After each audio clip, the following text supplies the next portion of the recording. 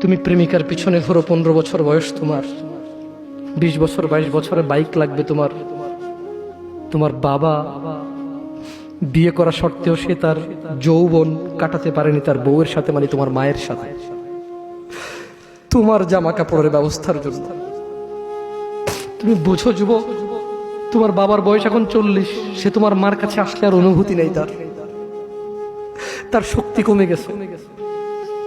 তুমি বুঝবা না যুবক, 15 বছর বয়সে তুমি যত উত্তেজিত, তোমার বাবা 30 বছর বয়সে এরকম ছিল, সে আসতে পারেনি। তুমি পড়বা বলে, তোমার স্কুলের ফি লাগবে বলে, that much he loves you. তোমার বাবা তোমাকে এত ভালোবাসে। জি, তোমার এই খারাপ বাবাটা যে তোমাকে বাইক নিয়ে দেয়নি, তুমি নষ্টামি করো, মেয়েদের পিছনে করো, মোবাইল রিচার্জ করে দাও মেয়েদের, তোমাকে যে ডেইলি 500 টাকা করে দিতে পারে না। এই লোকটা যদি 60 বছর বয়স পায়, তার জীবনের 20টা বছর, সে এমন 20টা বছর, যে 20টা বছরে সে হাড় ভাঙা পরিশ্রম করতে পারত, করছে, তোমার মায়ের দেখা সে পায়নি।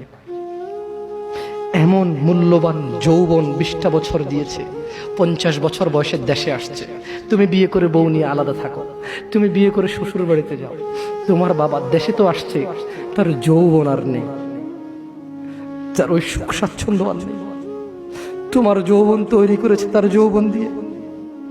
এই মুহূর্তে কোটি টাকা দিলে কি সে যৌবন কিনতে পারবে? তোমাকে তোমার বাবা এত ভালোবাসে।